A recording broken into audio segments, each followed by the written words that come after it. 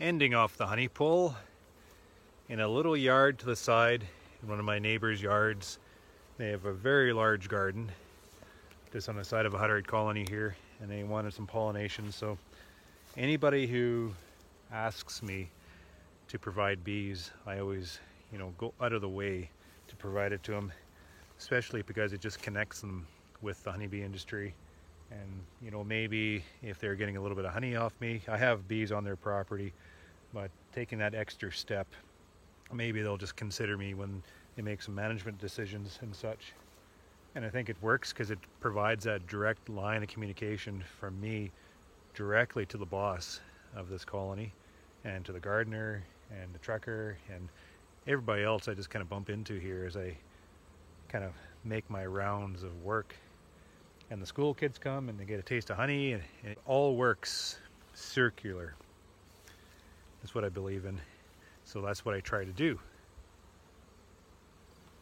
2 pallets left, 6 colonies, 6 nukes. I was going to bring in more, but I kind of ran out of bees. Not sure what I have in here, but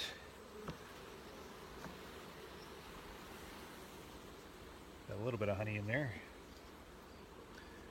so that's good. It'll be 12 boxes, and that's going to end off my season. I'm not going to set these with boards. I haven't been able to get in here because it's an awkward spot and it's been wet, so I'm just going to blow them out. End off my honey season with the blower, and that feels good. I'm short-staffed now. I have 2 students that have gone back to university, so I have 3 employees plus Carrie in the honey house, and I'm putting priority on the honey house to get that honey out of the comb until my work staff leaves. It'd be nice to get that all done. So I'm by myself right now, just poking around at the edges, doing some feeding, knocking off some of those feed boxes. I'm just going to pull this honey this morning and just carry on, just keep on going. Today I'm going to do some sampling. That has to be done. I need to get my mite levels now that summer nest is emerging. This is the time that we need to be able to measure the mite population as they're developing that winter nest. And if we have to pull the trigger on medication, it has to be right now. So I'm going to get that done today, and we'll see where we're at.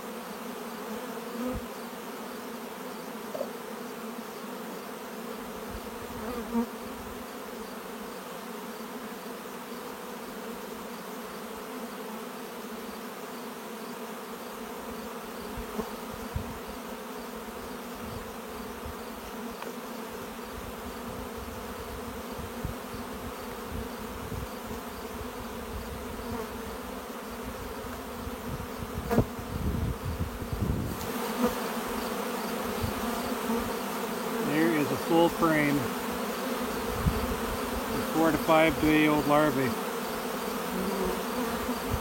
Winter nest.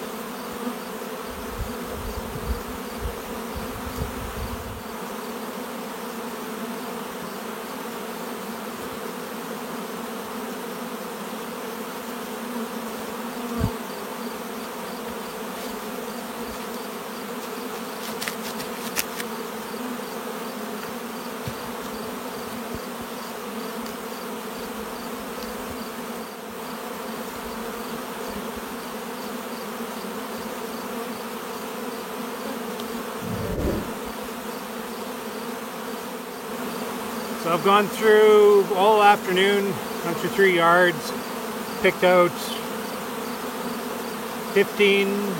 around 15 colonies, just tapping a little bit of bees into here. Do a shake. I'll take this back to the honey house and shake it some more just to, double check my findings. But I haven't seen a mite yet. So that's really promising. But it's funny that I'm not seeing a mite. The summer nest is hatching out. Winter nest is, next step. So there should be an emergence of mites if there's going to be mites.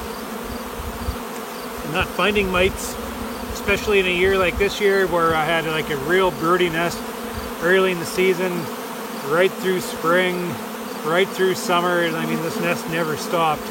So if there's residual mites in here, then there should be an expression of growth. But I'm not seeing any. And if not, then that's good. That means I won't be treating for varroa mite this fall. I'll be waiting to treat later on in the late season fall, just before winter, before we bring them inside with oxalic acid vapor. So continual monitoring, it's the key to a very healthy and progressive apiary.